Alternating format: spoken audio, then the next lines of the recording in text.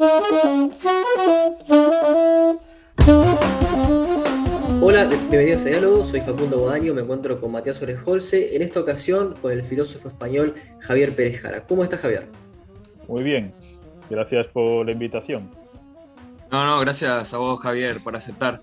Y bueno, tenemos para hablar sobre un libro muy interesante sobre un autor que, bueno, a mí me gusta muchísimo, es uno de mis autores de referencia y hablamos muchísimo sobre él en el programa Diálogos. Estuvimos también con Fernando Broncano, por ejemplo, otro autor español que escribió sobre Bertrand Russell.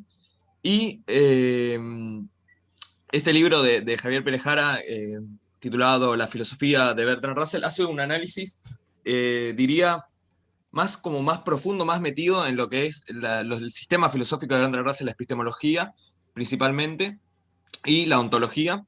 Así que, bueno, tenemos temas bastante profundos y bastante variados para charlar. Y yendo bien por el comienzo, ¿no? del libro de Javier, me llamó mucho la atención que empezaba diciendo que eras profesor visitante en universidades de China. ¿Cómo es en las universidades de Minsu y Fuge? ¿Cómo es ser un español filósofo enseñando en China? Me da mucha intriga eso. Bueno, en aquellos momentos estaba haciendo estudios postdoctorales en el Reino Unido y los veranos, un par de meses, pues iba a Pekín o iba a Taipei para cursos de verano. Son cursos intensivos, es decir, pues como unas 50 horas cada curso a tómete, y enseñando ahí introducción a la filosofía y cosas de ese tipo. Pues los estudiantes depende, es decir, los estudiantes, el perfil eran estudiantes taiwaneses o de China continental que están generalmente estudiando en Estados Unidos, en Australia o en el Reino Unido, y en verano volvían a su tierra natal y qué mejor que seguir estudiando. Y ahí pues para sacarse los grados con más... Pues, y entonces el perfil de la mayor parte de estudiantes eran gente de business, finance, accounting y demás, y yo pues tenía que... La primera clase fue dura porque, claro, digo, ostras, dando clases allí en inglés a gente de otra cultura que vienen con otro entorno, etcétera, y ahí es donde tuve que aprender a usar un lenguaje, ejemplos, digamos, más asequibles, etcétera, es decir, algo más exotérico para que los estudiantes pues pudieran entenderme. Y bueno, después de 2 años en el Reino Unido, pues fui ya como profesor, digamos, ya con un contrato fijo a Universidad de Estudios Extranjeros de Pekín, y desde allí estoy pues desde hace unos 6 años, simplemente con muchas estancias de investigación en Japón. Y pues, bueno, ahora mismo estoy en España, pero por la pandemia, ¿sí? Claro. Pero sigo dando clases online para China. Muy interesante eso. Bueno, lo segundo que me llamó la atención del libro sobre Russell, que es que el prólogo es de nada más ni nada menos que Gustavo Bueno. Me interesa conocer más o menos cómo definirías la obra de Bueno así en grandes rasgos y cómo fue tu relación con él, con Gustavo. Bueno, la obra de Bueno yo la definiría como metatitánica, es decir, ha creado un sistema filosófico gigantesco, y desde partes de filosofía del arte, estética, filosofía política, teoría del lenguaje, teoría de la filosofía de las matemáticas, teoría de la ciencia y filosofía de la historia, etcétera, etcétera. Yo creo que junto con Mario Bunge es el gran filósofo materialista del siglo XX, al menos de la segunda mitad del siglo XX, lo que llamamos materialismo inclusivo, es decir, un materialismo que no sea exclusivo, ya sea reduccionista o eliminativo. Pues entonces el materialismo sistémico, el materialismo discontinuista de Bueno, yo creo que son, digamos, los grandes sistemas materialistas en un sentido no reduccionista, etcétera. Mi relación con Bueno siempre fue muy cordial, es decir, Bueno tenía a veces pues fama un poco, digamos, De de Cascarrabia, ¿no? así, bueno, con Bunge también, pero conmigo siempre fue muy bueno, la verdad. Yo lo considero no solo uno de mis principales, sin duda algunos, maestros de los tiempos del instituto, sino también un amigo.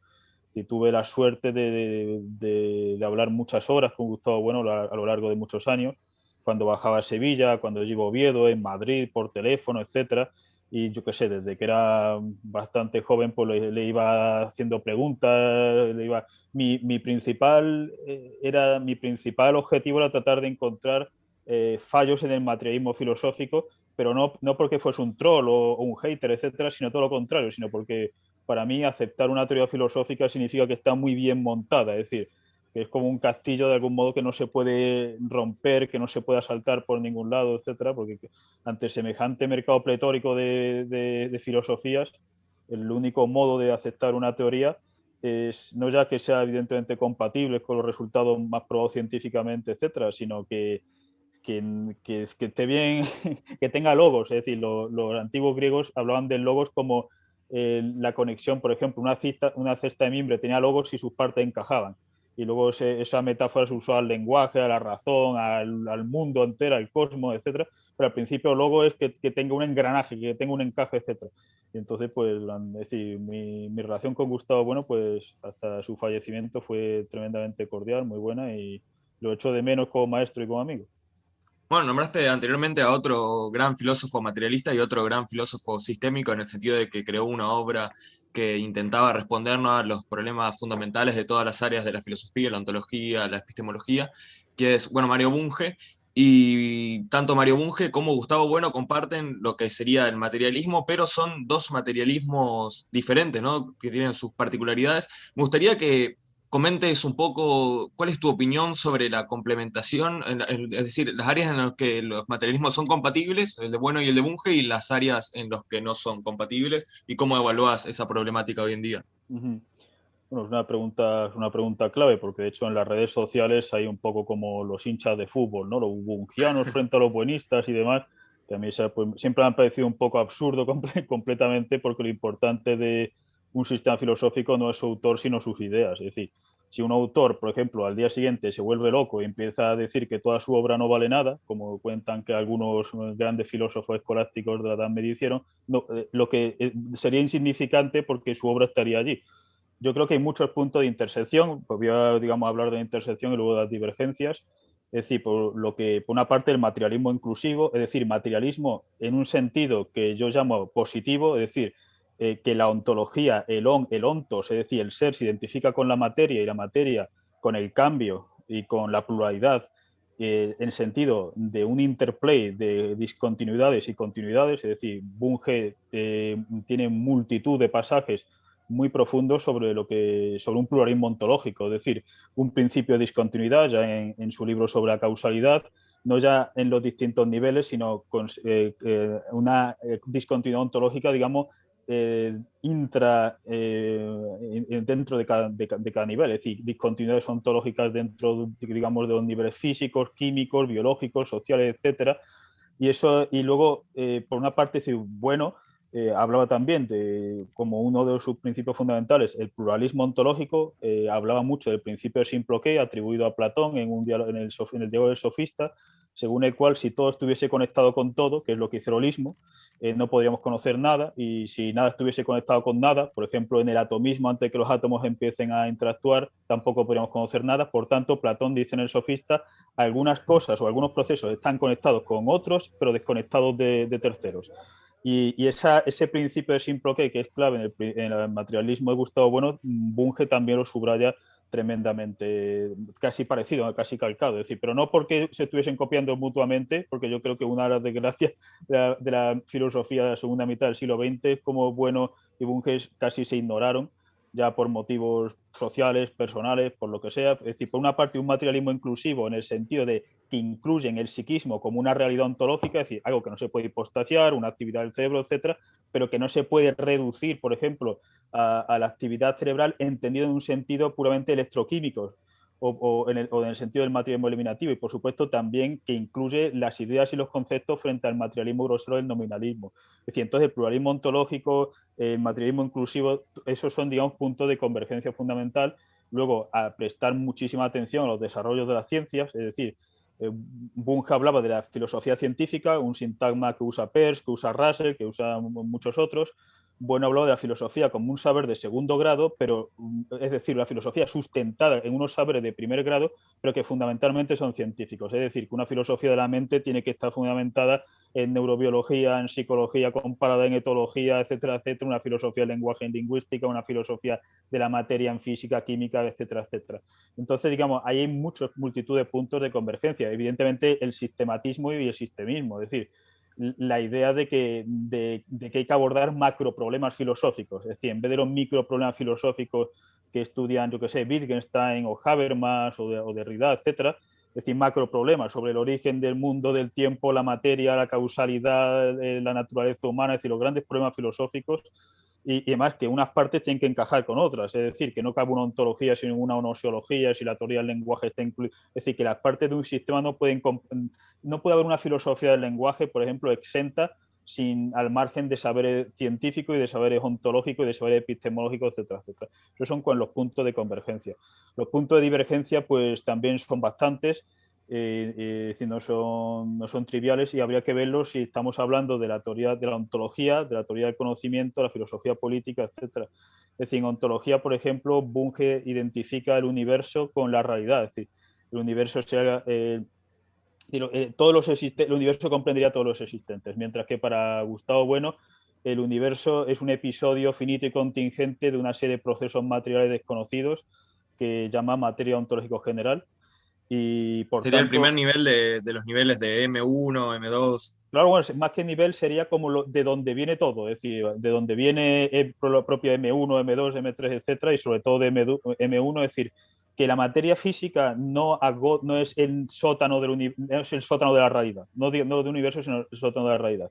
Es decir, Gustavo Romero, que es un bungiano, pero un bungiano crítico, como yo soy también crítico de cualquier filósofo que leo, habla de un nivel ontológico, prefísico, protofísico, etcétera, y ahí ya sí habría una cierta coordinación con lo que Gustavo Bueno entendía por materia ontológico general. Es decir, la idea de materia ontológico general la usa Gustavo Bueno para deshipostasiar cualquier cosa. Es decir, por ejemplo, Bunge, bueno, esto hace décadas, decía, puede que los electrones sean eternos, cuando Bunge iba contra el Big Bang, etcétera.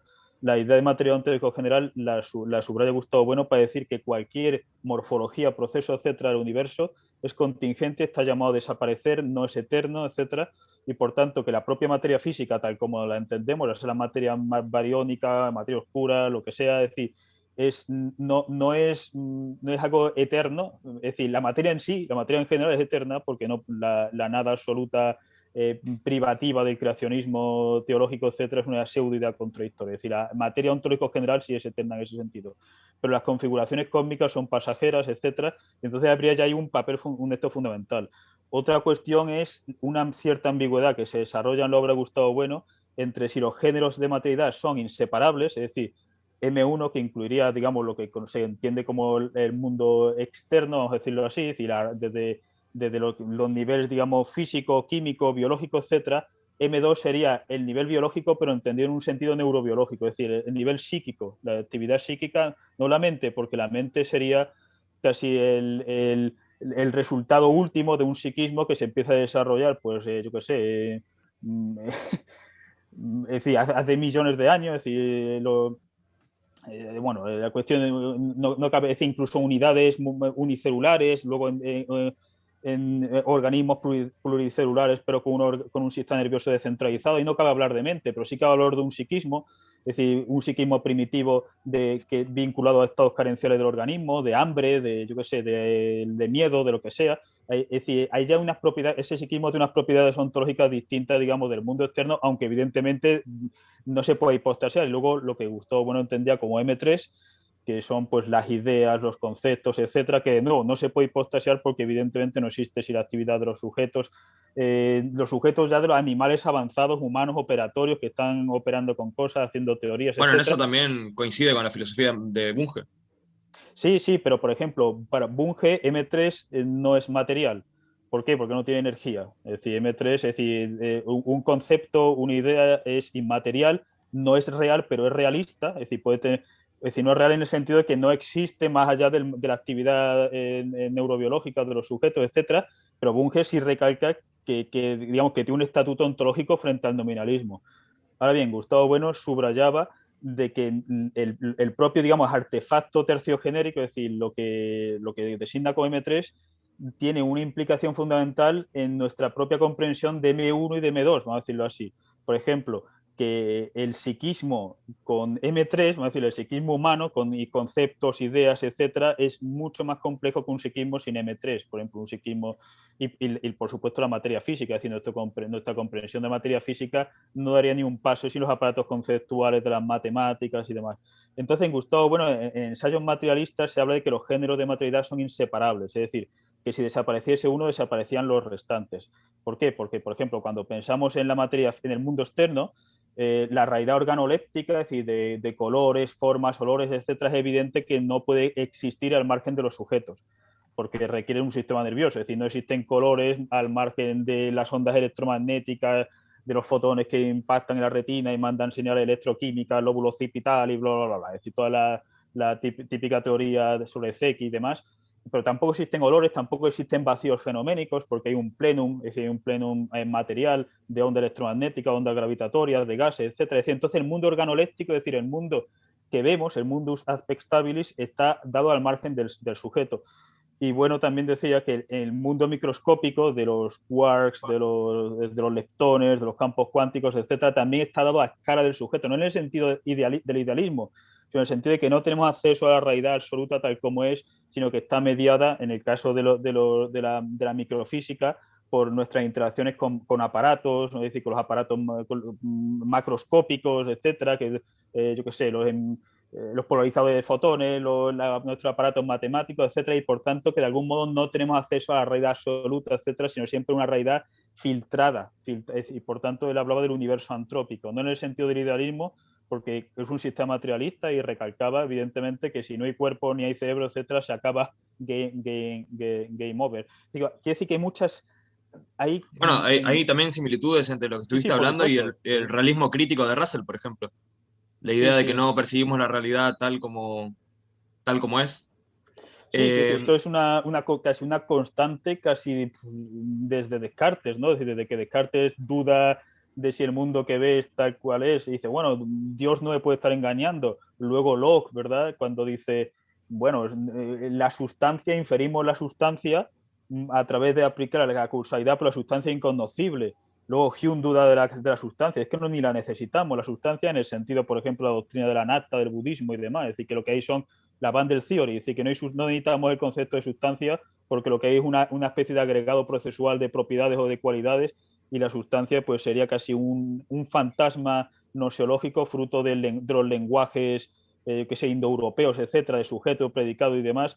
Dice luego Kant, por supuesto, con la cosa en sí, el inconocible de Spencer, la voluntad de Schopenhauer, que es decir que esto es casi una constante de querer tocar la realidad absoluta tal cual es y luego decir, pero es que de algún modo el sujeto humano implica una distorsión antrópica, de algún modo, es decir, lo que quiere estudiar. Es decir, ya sea por nuestros sentidos, es decir, el mundo no tiene colores, no tiene olores, no tiene perspectiva, etcétera, y luego por nuestros propios aparatos cognitivos, es decir, podemos entender, digamos, yo qué sé, que el electrón absoluto, vamos a decirlo así, el leptón absoluto se reduce a este amasijo de ecuaciones matemáticas, etcétera, o hay un hiato y un divorcio, una analogía, hasta qué punto introducimos una distorsión con aparatos conceptuales que evidentemente no forman parte de la realidad absoluta, porque uno de los principios del materialismo es que sin los sujetos humanos no hay matemáticas, no hay conceptos, etcétera, y sin embargo necesitamos lenguajes formales para hablar de la propiedad, es decir, de los aparatos, digamos, de los procesos físicos más complejos.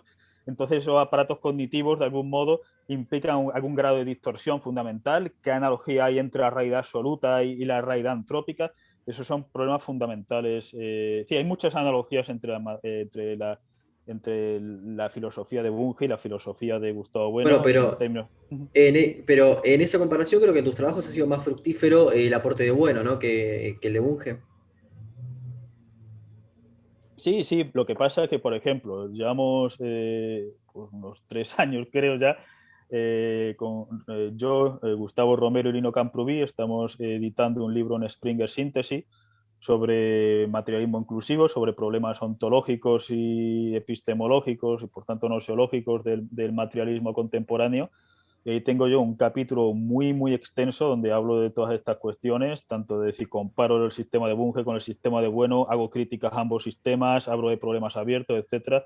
Tenemos luego entre los tres un capítulo que es en el fondo un libro, un libro sobre historia del materialismo desde un enfoque que tratamos de compaginar. Es decir, compaginar es gracioso porque algunas personas por parte de la Fundación Gustavo Bueno han hablado de gente, de filósofos sistemáticos y de filósofos eclécticos que mezclan filósofos, como si los filósofos fuesen sustancias del alquimista y demás, ¿no? Que decir, no, está mezclando el filósofo tal, lo cual es decir, no, carece por completo de sentido porque es como decir que Gustavo Bueno cada vez que leía a otro autor y está influido por ese autor, se mezclaba ese mismo con el autor. Que decir, eso es un enfoque absolutamente absurdo, personalista, gremialista, etcétera. Y entonces lo que se trata es de abordar teorías, es decir, los filósofos son importantes al por sus teorías. Es decir, si, por ejemplo, Bunge o Gustavo Bueno toman, yo que sé, un alucinógeno, empiezan a renegar de toda su obra, pues peor para ellos, vamos a decirlo así, que lo importante, la obra les trasciende, exacto, les trasciende, incluso ellos mismos muchas veces ni entenderían exactamente cómo han llegado, porque Gustavo Bueno me acuerdo que a veces leía libros suyos y dice, esto está muy bien trabado, esto está... pero no en el sentido que listo soy, que inteligente, sino es un poco con lo que decía Heidegger, ¿no? De algo piensa en mí, es decir, los grandes filósofos son como nodos donde diversas ideas y conceptos, etcétera, se van ahí armando, a veces casi al margen de su propia voluntad, y por eso hay intersecciones y hay confluencias, etcétera. Entonces, en este libro, para los interesados... Es que, Bueno, estuvimos ya con varios de los autores, con Lino Camprubí y con Gustavo Romero en varias charlas también en diálogos. Así que obviamente recomendamos ir a comprar el libro cuando salga, a ver si pero sale ya. también es muy... ¿Ya salió? No, esto es Ah, ah. eterno. Aquí se aplica el eternismo a las grandes editoriales. Pero esperemos que en Bueno, unos meses. nombraste a Lino Camprubí, recordé que en tu libro sobre Russell contás una anécdota de que él fue el que te presentó personalmente a Gustavo Bueno, ¿no? Así es, sí, es en Sevilla en 2002 o 2003, no me acuerdo. Yo estaba leyendo a Gustavo Bueno desde los tiempos del instituto. Y ya era una cosa rara. En vez de dedicarme al fútbol, estaba allí con los ensayos materialistas y demás.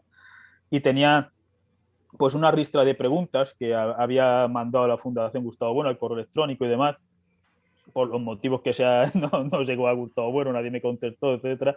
Y entonces pues me enteré que venía Gustavo Bueno a Sevilla, conocí a Lino. Yo estaba en primero de... Todo esto es una reconstrucción, quizás un recuerdo falso, pero se parece yo creo más o menos a lo que pasó. Yo estaba en primero de carrera de la licenciatura de filosofía, que por aquel tiempo eran 5 años, y entonces Lino era uno de los organizadores de un congreso sobre religión que se llamaba, no me acuerdo, religión, símbolo, no sé qué, no me acuerdo exactamente. Está Gustavo Bueno, José Antonio Marina, Puente Ojea, había gente allí bastante interesante. Entonces, digo, anda porra, si Lino está estudiando también en la facultad, lo que pasa, claro, Lino estaba pues en aquellos tiempos, no me acuerdo, estaría en tercero, cuarto, no, están cuarto, sí, estaban cuarto me parece, de carrera. Claro, no habíamos coincidido y me presentó a Gustavo Bueno y me invitó a su casa y allí tuve la primera charla con Gustavo Bueno pues de varias horas con preguntas sobre este tipo. Es decir, llevo, yo que sé, 20 años dándole vueltas a los mismos temas, pero espero que ahora con más precisión y demás. Y entonces, pues ahora organizamos hace unos años no me acuerdo, 3 o 4, una mesa redonda con Gustavo Romero en Barcelona. Allí lo conocí por primera vez. Tuvimos algunas pues, contraposiciones filosóficas y demás, pero luego nos seguimos leyendo mutuamente y decimos, pues aquí hay madera para hacer muchas discusiones filosóficas muy interesantes y demás, y planeamos el proyecto de este libro. Estamos muy contentos porque yo creo que este libro digamos, no, esto no lo va a leer nadie, pero que, Sí, eh, si tenés que recomendar obras puntuales, ¿no? Para adentrarse al pensamiento de Bueno, principalmente en el pensamiento de su materialismo filosófico, ¿cuáles recomendarías? Porque si uno ve la cantidad de obras que produjo Bueno, se siente como un poco agobiado, ¿no? Entre tantos trabajos. yo creo, yo soy muy conservador, iría por su primer libro más famoso, que es El papel de la filosofía en el conjunto del saber. Es decir, es un libro, diríamos, que está tremendamente vinculado a su época. Es una polémica con Sacristán. Sacristán era un marxista que decía que hablaba de la realización de la filosofía. Y no hay que olvidar, por ejemplo, que Engels en la dialéctica de la naturaleza tiene un enfoque casi positivista, es decir, la filosofía en el socialismo se acabará desapareciendo, no hará falta, etcétera, porque un poco por el positivismo, es decir, porque la eclosión de ciencias hace obsoleta la filosofía. Ahí, bueno, aunque sea, digamos en ese... Es decir, que muchas de esas ideas se pueden rescatar a día de hoy. Es decir, que la filosofía analiza ideas y problemas que, aunque remitan a los conceptos y a las categorías científicas, es decir, la idea de tiempo filosófica no existe sin los conceptos categoriales de tiempo geométrico, bueno, astronómico, yo que sé, psicológico, geológico, etcétera, etcétera. Es decir, aunque las ideas filosóficas estén construidas a través, digamos, de diversos conceptos y diversas categorías científicas, la filosofía arroja una serie de problemas que trascienden la ciencia. Y eso ya, digamos, yo lo elegiría como entrante, para decir, mira, la filosofía es necesaria y además la filosofía es sistemática, porque el análisis de la idea de libertad remite a la idea de causalidad, y la idea de causalidad remite a la idea de proceso y de ente y de tiempo, etcétera, etcétera. Es decir, toda idea no remite a todas las demás, pero no podemos tener una antropología filosófica sin una ontología, o una teoría del conocimiento sin una, etcétera, sin una filosofía del lenguaje o lo que sea. Entonces ahí ya, digamos, se sientan las bases. Y luego los ensayos materialistas, por supuesto, es decir, que es un libro tremendamente árido, pero fascinante. Es decir, es un libro fascinante, pese a, digamos, a los fallos que se pueda sacar, a imprecisiones, a preguntas abiertas, a veces a casi contradicciones que uno ve. Es un libro que invita al pensamiento, es uno de los libros más profundos para mí de metafísica que se ha escrito en lengua española y que como mínimo abre horizontes filosóficos porque ahí toca macro problemas ontológicos fundamentales. Entonces yo recomendaría esas obras para empezar. Y luego, si uno quiere empezar un poco más light, qué es la filosofía y qué es la ciencia, que son dos libritos de los años 90, que son más Digeribles para el sí, público, son ¿no? más digeribles, como Materia, que es otro monográfico pequeñito, etcétera. Pero ya que uno va, yo diría, digamos, a hierro, sin concesiones, esas Bueno, obras. bueno, estuvimos hablando de materialismo, me gustaría empezar a hablar ahora de idealismo, ¿no? Que sería como lo opuesto. Y en tu libro sobre Russell hay algo muy interesante que también está presente en el libro sobre Russell escrito por Fernando Broncano, y es la relación tensa de Russell con el idealismo, ¿no? Y sobre todo con el pensamiento de Beckerley, que también es un filósofo que diría que sí, podríamos dividir en 4 grandes influencias a Russell, que después me gustaría que hablemos puntualmente de cada una de ellas. Sería, bueno, Berkeley por un lado, Hume, eh, Hegel también, y bueno, otros autores, pero me gustaría empezar por ahí, por Berkeley. ¿Cómo es la relación del pensamiento de Russell con Berkeley y cómo vos decís que lo lleva al borde del idealismo? Sí, es tortuoso, es una relación tortuosa, un poco como Husserl con el psicologismo, que es un poco, pues, no sé, esto es una metáfora un poco fea, pero cuando uno, además esto es muy común en España, si uno pisa una caca de perro por la calle, y empieza a decir, ¿pero qué ha pasado? Y está buscando la caca y a veces que está, digamos, pisada, está en la suela del zapato y no la ha visto, vamos a decirlo así. No estoy comparando el idealismo con la caca de perro, pero sí con algo de lo que se demoniza por una parte y por otra parte te acompaña. Es decir, esa relación tortuosa un poco pues como las tentaciones, ¿no? de algunos místicos, de algunos padres del desierto, ¿no? Que van allí las mujeres desnudas. Pues aquí tendríamos las tentaciones idealistas del padre Russell, etc. Y Russell, antes, digamos, del Russell famoso, vamos a decirlo así, el Russell de los problemas de la filosofía, de los principios de matemática, de nuestro conocimiento del mundo externo, etcétera, tiene una etapa idealista, monista explícita, es decir, cuando hasta 1898, donde él está tremendamente influenciado por Bradley y otros filósofos neo-hegelianos británicos, No, según el MacTaggart, cual, ¿no? así efectivamente, que juega un papel fundamental en las cuestiones del eternismo, es decir, la serie A, la serie B temporal, es decir, que estos autores no los doy yo como perro muerto, es decir, que son autores con los que tenemos que seguir dialogando, etcétera. Entonces, estos autores neo-hegelianos, neo-idealistas británicos, hablan de que un poco al modo de Parménides, es decir, Parménides habla de la vía de la doxa, donde está la pluralidad, el tiempo, los procesos, etcétera, y la vía de episteme, que es la verdadera realidad, que, es decir, los sentidos nos engañan, es decir, la verdadera realidad es absoluta, simplicísima, inmutable, eterna, etcétera. Entonces, esto, aunque evidentemente tengan diferencias, niegan la pluralidad ontológica, niegan las relaciones, es decir, las relaciones son relaciones internas y la relación interna es un poco como las relaciones trascendentales de Suárez en las disputaciones metafísicas, voy a hacer esta analogía, es decir, es una relación donde al menos uno de los términos queda constituido por la propia relación, frente a la relación externa donde los términos son independientes de la relación, que son en lo que se usa en matemáticas o en lógica, es decir, yo qué sé, X, R, Y, cosas así. X se relaciona con Y, etcétera, porque si la X de algún modo es independiente de su relación con Y, al menos en el álgebra que usamos, etcétera. Entonces, Russell tiene una etapa inicial donde es súper idealista, súper monista, etcétera. El mundo de la pluralidad no es una ilusión, el mundo de la temporalidad no existe, pero estudiando matemáticas se da cuenta de la noción fundamental de estructura relacional. Y la noción de estructura relacional implica que las relaciones externas, asimétricas, por ejemplo, etcétera, son reales, no son una ilusión, y que por tanto la teoría de las relaciones en la que se sustenta, por ejemplo, la metafísica de McTaggart y, bueno, y también de Bradley y demás, en una apariencia de realidad, es una metafísica falsa. Entonces, Russell pasa del holismo lógico, es decir, el holismo lógico, el holismo, es decir, el holón, el todo, al atomismo lógico. Es decir, hay una dispersión infinita de particulares, individuos, es decir, como lo quiera llamar, que se relacionan entre ellos con relaciones externas, etc. La cuestión, es decir, para volver a la pregunta, es decir, Russell, usando un código binario, empieza, digamos, a demonizar el idealismo, pero el idealismo lo va a perseguir, y lo va a perseguir por las raíces idealistas del empirismo británico y también del empiriocriticismo de Mach, etc. Es decir, las raíces idealistas, es decir, esto es una paradoja, un pequeño paréntesis, una pequeña paradoja cuando se piensa que el empirismo y que el positivismo y el neopositivismo son las filosofías más afines a las ciencias. Porque, sin embargo, es decir, y no estoy demonizando el empirismo en general, es decir, aquí hay que andarse con 20.000 precisiones.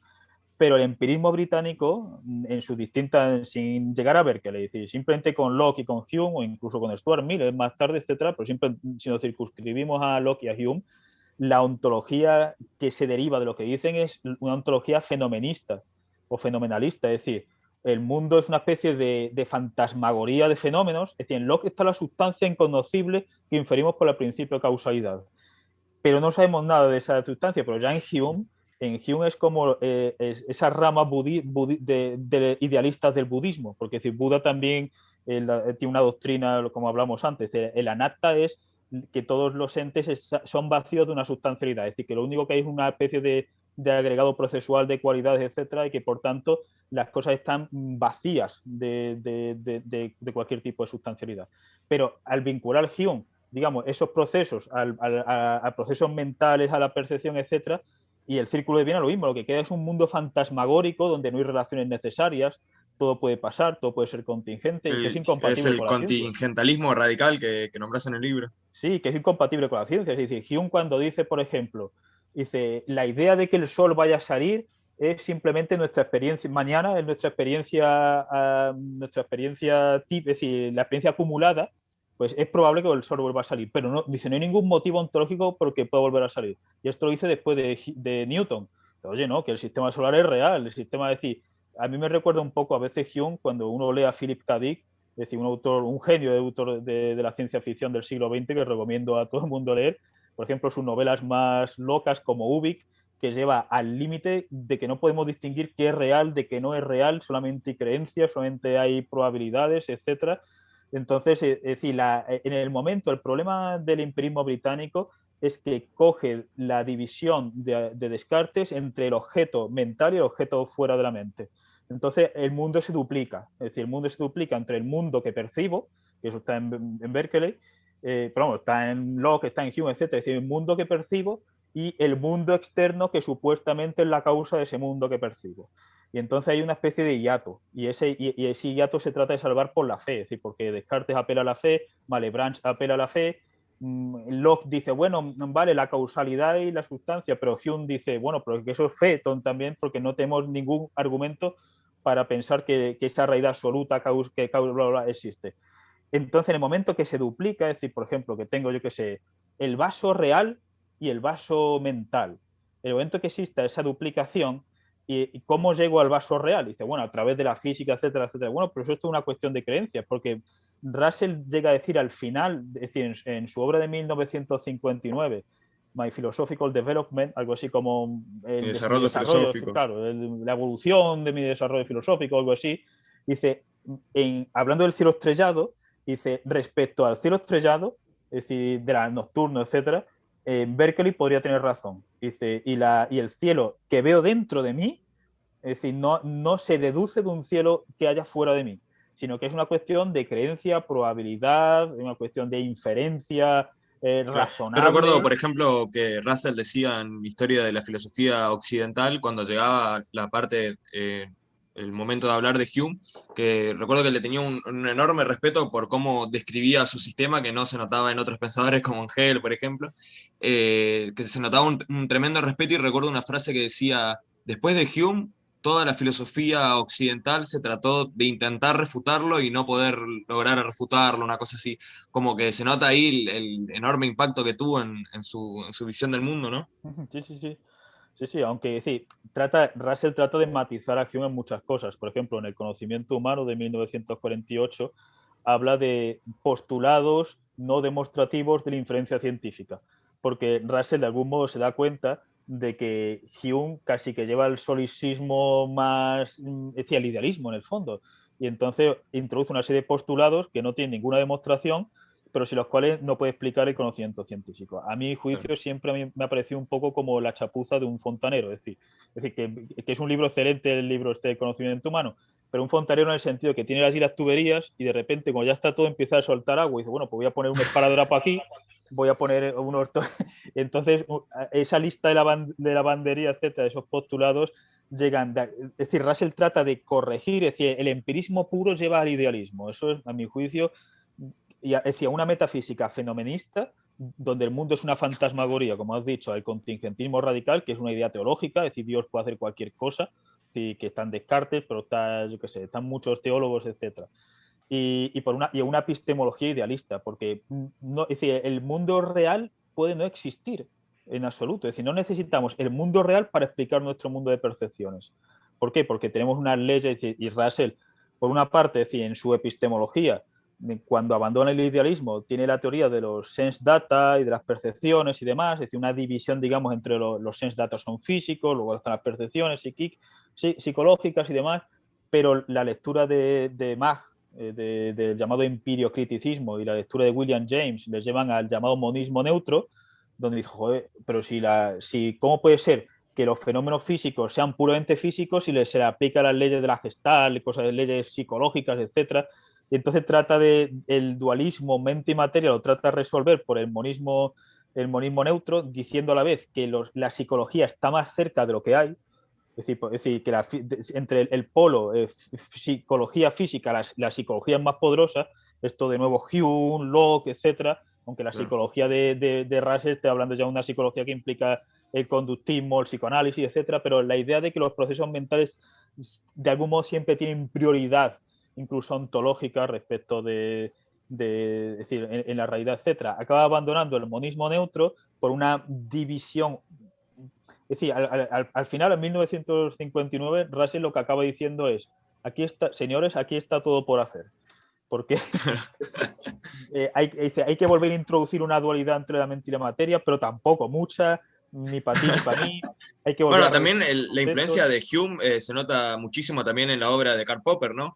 Sí, Y sí. bueno, también Karl Popper es un filósofo que terminó coqueteando con el idealismo, con toda la teoría del Bueno, mundo incluso con 3 el y eso. espiritualismo, es decir, con el famoso libro este de El yo y su cerebro, con Eccles y demás, el neurólogo, que esto Bunge lo ha criticado y con mucha razón. Es decir, la idea, es decir, que en los papers o incluso ese libro, pasarse, digamos, los árbitros de revistas buenas y demás simplemente por motivos sociológicos, es decir, porque no hay absolutamente ningún motivo científico para pensar que el psiquismo tenga algún tipo de autonomía respecto de los procesos neurobiológicos, etcétera. Sin embargo, eso Popper llega claramente a tener esa idea. No, Popper luego dice, no, yo no creo en la inmortalidad del alma, soy agnóstico, pero el agnosticismo implica un contingentismo, que es un poco lo de Hume, el tipo, quién sabe, quizá.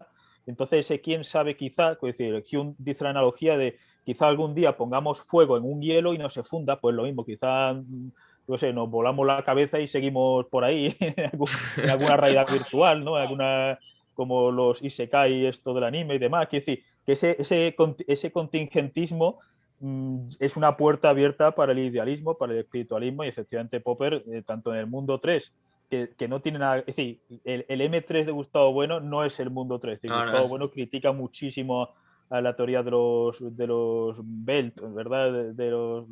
Y los tres reinos de Simmel y demás, es decir, se parece en la notación, pero un poco más. Es decir, que Popper, tanto en el programa Mente Cerebro, como en qué hacer con el mundo 3, donde además una lista de lavandería, instituciones culturales, el lenguaje, el no sé qué. Es decir, ahí se Sí, acerca a la ahí se historia. vuelve muy arbitrario. Sí, sí, Bueno, estuvimos hablando de la relación del pensamiento de Russell con Hume y tocamos también un poco la relación del pensamiento de Russell con Hegel. Pero hay una diferencia fundamental, me parece, tanto en Hume como en Hegel y como en Beckerley, que bueno, ya también la comentó Bunge, decía que Beckerley era el mejor de los idealistas porque era el que mejor escribía. O sea, si vamos a tener que leer los idealistas, por lo menos leamos a alguien que escribía bien y que es agradable leer, ¿no? Y que es claro.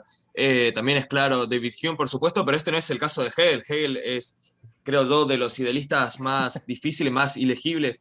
Me interesa saber una opinión personal tuya, ¿no? Para alguien que por ahí no se quiere dedicar a la filosofía académica, pero quiere tener una cosmovisión filosóficamente informada y científicamente informada. Para esta persona, para este tipo de público, ¿recomendarías leer la obra de Hegel sí, sí, por sí, algo por más supuesto. que no sea simplemente la comprensión de la historia de la filosofía? No, no, es decir, Hegel es fundamental. Es decir, yo creo que Mario Bunge, bueno, aquí hay una diferencia entre Bunge y bueno, claro, claramente, es decir, Bunge, a mi juicio, a veces, Gustavo Bueno también, pero con otros filósofos. Es decir, la tendencia es transformar a algunos filósofos casi en un hombre de paja, es decir, en una especie de caricatura. En Russell también lo hace, es decir, una de las historias más gratuitas de la historia de la filosofía jamás hecha es la historia esta occidental de la filosofía de Russell, que recomiendo leer, pero que aquello es un cachondeo, aquello es un cachondeo filosófico. Dedica mucho tiempo a los filósofos que conoce y a los filósofos que no tienen idea, como Fichte y Schelling, ventilan una línea.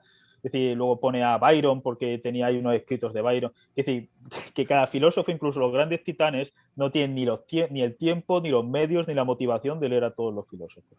Y entonces Bunge, a veces, a mi juicio, se ha pasado incluso con Schopenhauer, que es otro titán del pensamiento de la filosofía, Sí, en o eso estamos incluso, totalmente de acuerdo. E incluso sí, también estaría de acuerdo con nosotros, Gustavo Romero, que somos sí, grandes sí, sí, fans sí, de sí, sí, Schopenhauer. sí, sí, por supuesto. Es decir, Schopenhauer, sin ninguna era Schopenhauer no tiene sentido ninguno. Sin embargo, Bunge lo ha hecho. La única explicación es porque no lo leyó. Es decir, porque no se puede leer todo. Es decir, Bunge ha leído, yo qué sé, miles de libros. Es decir, que cuando yo leo a Schopenhauer, a lo mejor estoy leyendo otro libro que también es muy interesante. La cuestión es que llega un momento en que cuando uno se transforma en una autoridad pública, se ve obligado a opinar casi con el mismo grado de vehemencia de lo que conoce mucho de lo que conoce menos. Eso también ocurría con Gustavo Bueno, etcétera. Es decir, no es lo mismo Gustavo Bueno hablando, yo qué sé, sobre la Grecia clásica que sobre Japón o China o incluso sobre Mesopotamia, aunque tuviese el mismo tono de voz y el mismo grado, unas cosas las conocía muchísimo más y otras cosas las conocía muchísimo menos por los motivos que fuese, porque no hay tiempo para leer de todo. Sin embargo, si apelas, digamos, a la escenografía, a la performance, y aquí con Bunge va lo mismo, parece que dice, joder, usan el mismo tono de voz, la misma vehemencia, hablando sobre lo que saben un montón, yo qué sé, la mecánica cuántica, la estocástica, etcétera, y sobre otros filósofos, por ejemplo, incluso Heidegger, cuando Bunge habla de Heidegger, a mi juicio también es un hombre de paja, porque comprendo que cuando uno se acerca a las páginas de Hegel o de Heidegger, la prioridad número uno sea salir corriendo, es decir, por el alemán, las traducciones al español son todavía peores, es decir, traducción al español tratan de todavía de rizar el rizo, pero Hegel, por supuesto, es decir, Hegel se ha tildado de monista irracional, etcétera. Hegel habla de un principio de discontinuidad en la dialéctica, en la lógica, habla de un principio de discontinuidad, dice Hegel, la naturaleza sí da saltos. Por ejemplo, la muerte es una discontinuidad ontológica, no hay inmortalidad del alma, y implica una no es algo, no es todo gradual o procesual, ¿no?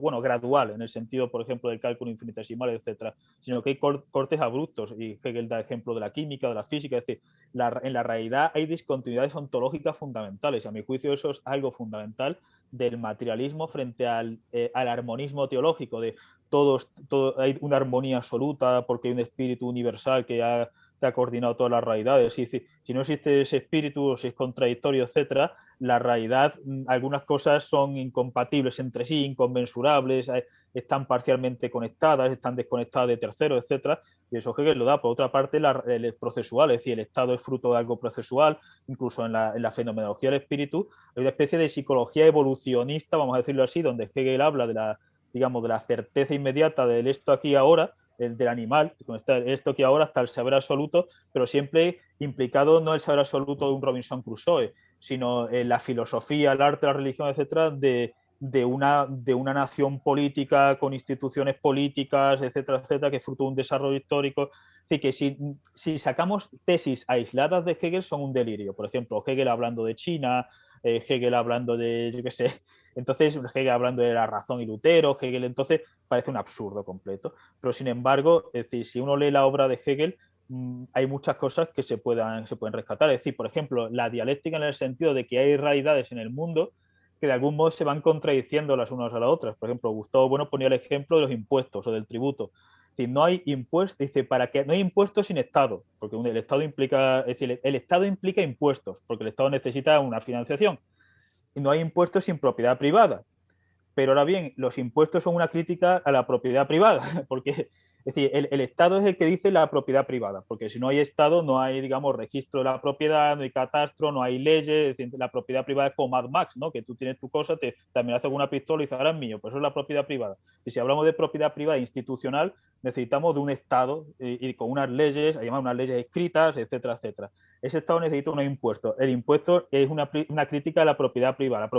Entonces es una situación dialéctica en ese sentido. Entonces, ese tipo de inspiración sin duda está en Hegel, es decir, de unas realidades que tienen la propia semilla de su destrucción, o por ejemplo la filosofía de la religión de Gustavo Bueno, donde se parten del origen de la religión en ciertos animales de la megafauna del Pleistoceno, es decir, yo que sé, el mamut, el tigre de diente de sable, lo que sea, es decir, son seres personiformes, no humanos, a los cuales nuestros antepasados pues, lo veían como sagrados y demás, y sin embargo, en el propio proceso histórico de la religión, los animales acaban convirtiendo en máquinas. Entonces, y luego en ese proceso se arroja una idea de Dios al final del cristianismo, del islam o del budismo, que es incompatible con la propia religión, que es el Dios de la metafísica, porque es un Dios inmutable, es un Dios perfectísimo, etcétera, y no tiene sentido decir que te da un trabajo que hace que tu equipo de fútbol gane, y por tanto la religión acaba negándose a sí misma. Entonces, ese tipo de... Sí, sí. ¿Perdón? Pero, ¿dónde entraría, digamos, en esta percepción científica de poder hacer filosofía? ¿Dónde ingresarían los conceptos de idea, con mayúscula, hegeliana, y el concepto de lo absoluto? Eso sería una parte de mi pregunta. Y otra es respecto a tu paper de determinismo y causalidad sobre la existencia del libre arbitrio. Perdón, se me desconectó la cámara. Puede ocurrir, avisé que puede ocurrir. Haces una crítica a Hegel, así que me gustaría desarrollar esas tres cosas: la noción de idea, la noción de absoluto y tu crítica a Hegel dentro de este paper. Sí, pregunta interesantísima. Es decir, por una parte la idea de absoluto, es decir, la idea de absoluto es un poco como la idea de sustancia en Spinoza, es decir, habla del ser, de la metafísica general, es decir, de la realidad en un sentido, por ejemplo, como el ser de Parménides, es decir, el absoluto es la realidad en toda su totalidad, es decir, la realidad es absoluta pues porque no está limitada por nada, porque si estuviese limitada por algo sería real y por tanto estaría dentro de la realidad, etc. Es decir, el absoluto es la realidad en sí. La idea para Hegel es el absoluto conociéndose a sí mismo, en el sentido de que el absoluto, es decir, Hegel, aunque sea un idealista, pero Hegel empieza cronológicamente con el mundo de la materia y con el mundo de la naturaleza. Es decir, para Hegel el mundo de la materia es un mundo preexistente, no como Berkeley. Lo que pasa es que para Hegel la materia, en la materia, que es una idea que ya está en Schelling, el espíritu está diciendo alienado, está dormido, en el sentido de que en la materia la realidad, vamos a decirlo así, es inconsciente de sí misma, pero hay un proceso que empieza pues con los animales, empieza con los seres humanos van creando sociedades cada vez más complejas, etcétera, y en ese proceso la realidad va tomando conciencia de sí misma, es decir, la materia de algún modo se vuelca hacia sí misma y eso es el espíritu. Es decir, para Hegel la materia y el espíritu son lo mismo, es decir, la materia es espíritu en estado de alienación, que es un modo absurdo para nuestra perspectiva de decir, la materia es real, la materia preexiste a los seres humanos y a los animales, pero en la materia hay un grado de inconsciencia total, pero dentro de la propia materia y no de fuera, es decir, no como en el espiritualismo cristiano, vamos a decirlo así, de la ontoteología, donde hay un Dios que es un espíritu puro de toda la eternidad y crea el mundo de la materia y luego insufla las almas en los seres corpóreos que crea. Es decir, Hegel abandona ese esquema y diciendo una realidad absoluta, es decir, que no tiene causa, que no tiene principio, que no tiene fin, etcétera, que comienza siendo la naturaleza, que comienza siendo la materia, sin embargo, tiene la propia tendencia a conocerse a sí misma, es decir, a tener autoconciencia, es decir, etcétera, etcétera, y eso es la propia idea. Es decir, mi crítica a Hegel pues son evidentemente muchas. Es decir, por una parte, lo que Gustavo Bueno llamaba mundanismo, es decir, para Hegel la realidad acaba siendo, tiene conocimiento absoluto de sí misma a través de los grandes sistemas filosóficos o del arte, de la religión, pero para mí yo creo que el materialismo, tal como yo lo entiendo, el materialismo siempre, es decir, nuestro conocimiento, el conocimiento sea humano, animal, etcétera, es decir, nosotros somos animales, pero se entiende lo que quiero decir, siempre es limitado, parcial, etcétera. Es decir, la realidad, Hegel identifica el mundo con todo, con la realidad absoluta. Frente a Spinoza, por ejemplo, que dice que la red extensa o la red cogitans, etcétera, son atributos de una sustancia infinita desconocida. Es decir, yo estaría más cerca, evidentemente, en ese sentido de Spinoza. Es decir, mi crítica a Hegel sería a la idea, pues eso, de que la materia es infinita y que es imposible, digamos, una autoconciencia completa de la materia, etcétera. Es decir, sino a lo sumo lo que hay son algunos procesos materiales que tienen una relativa conciencia de respecto de otros procesos. Evidentemente, en el caso de los humanos y de los sistemas filosóficos, es decir, cuando tenemos un sistema filosófico y hablamos del universo, de la realidad, aquí esa autoconciencia, entre comillas, es mucho mayor que la que pueda tener un gusano, un cementerio del precámbrico, etcétera, pero no se puede entender en un sentido monista, es decir, la realidad toma conciencia de sí misma, la naturaleza se despierta y está tomando conciencia de sí misma, sino que es cierto que en algún momento de la realidad material, algunos cursos materiales generan unos vivientes que tienen relativa conciencia de otros procesos materiales, relativa conciencia de sí mismo y de otros, y que en el caso de los seres humanos lleva a los grandes sistemas filosóficos que tratan de totalizar todo. Pero esa totalización siempre es incompleta porque la realidad desborda, es decir, la realidad desborda, es inagotable, siempre hay un surplus, vamos a decirlo así, que desborda cualquier intento de totalización teórica, científica, filosófica de la realidad. ¿Considerás compartiendo, ¿no?, la opinión de Jesús Mosterín, que decía que Hegel escribía rebuscado a propósito, ¿no? Como que tenía una intención de oscurecer el lenguaje? ¿Considerás que esto es correcto o que más bien la prosa difícil o sí, esotérica de Hegel responde más a cuestiones sociológicas, del pensamiento de la época o académicas? Sí, bueno, el pensamiento de la época, es decir, cuando nos olvidamos cómo escribe Fichte o cómo escribe Schelling o Reinhold, es decir, son tratados muy áridos. Es decir, no es lo mismo que cuando uno lea a Goethe o cuando lea a Hölderlin. Schopenhauer se reía de eso, es decir, Schopenhauer se reía del modo que escribía Hegel. Dice, aquí está pues tratando de dar gato por liebre al personal. Es decir Hegel está escribiendo en un contexto sociológico donde, digamos, la Wissenschaft, es decir, hay una identificación entre la filosofía y la ciencia, se dice de un modo con un alemán con unas subordinadas interminables que reflejan la propia realidad retorciéndose y contradiciéndose consigo misma, etcétera. Es decir, que yo creo que lo de que Hegel no es el primero en absoluto en introducir una prosa en alemán tremendamente árida y casi infumable, vamos a decirlo así. Es decir, las razones por lo que lo haría Hegel, pues, es decir, Schopenhauer escribe mucho más claro, pero Schopenhauer es una especie de outsider, es decir, Schopenhauer iban 4 gatos a sus clases, se retira con su perro a la cabaña, etcétera, así a escribir.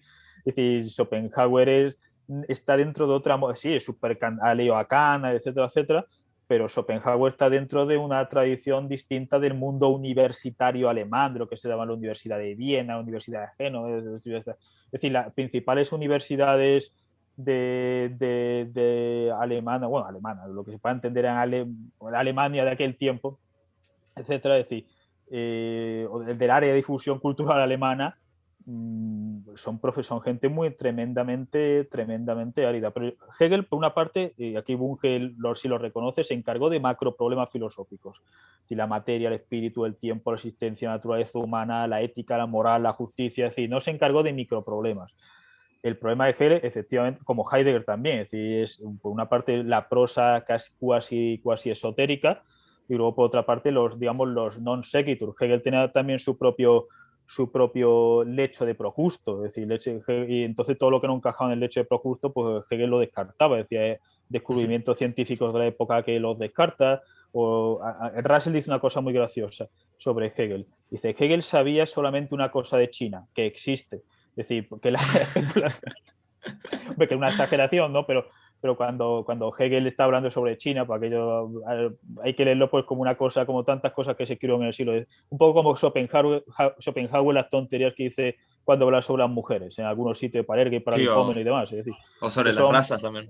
Claro, sí, y muchas otras cosas. Bueno, Hegel hablando de las razas, bueno, es decir, que es lo que decíamos antes, es decir, que los filósofos son gente de carne y hueso y tienen partes de un subsistema muy blindadas, muy bien fundamentadas, y luego otras partes que son casi un desastre y sin embargo la escriben, la subrayan con el mismo grado de vehemencia, cuando en sus exposiciones y demás, y eso hace que si tienes la mala suerte de llegar a una parte que sea de las malas, pues diga, este señor es un cantamañana.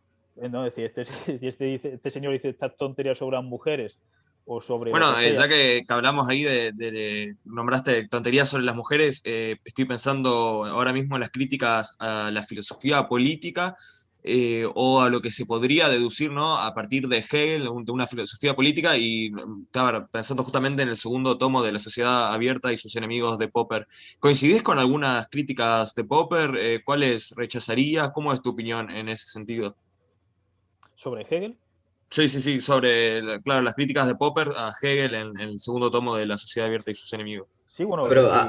añado, ¿no? que estas críticas sobre Hegel no solamente son de Popper, sino que también se encuentran de otros autores como Sidney Hook, otra vez mi cámara, perdón, como Sidney Hook o inclusive Friedrich von Hayek, ¿no? Hay toda una escuela de pensamiento que los califica de historicistas. Entonces, básicamente las críticas son las mismas, ¿no? Respecto al individuo en la historia, a la ya predeterminación de una historia, de un destino del individuo por la historia en sí. Así que, bueno, esa sería, creo, la orientación, digas, ¿no?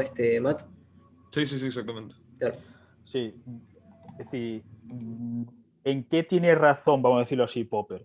Popper tiene razón en la crítica al holismo extremo, que no siempre se da en Hegel es holismo, es decir, porque a veces Hegel, al final, lo que él mismo defendía era un sistema donde se diesen garantías, ciertos derechos fundamentales a la sociedad civil, donde el rey se limitase a poner los puntos sobre las sillas y demás. Es decir, que la filosofía de Hegel luego es mucho más matizado. Hegel no decía, voy a crear una malvada dictadura, ¿no? Como los tebeos estos de la Guerra de las Galaxias, donde hay un señor malo y domina nuestras vidas. Así que luego Hegel, él mismo se matizaba dialécticamente, etc.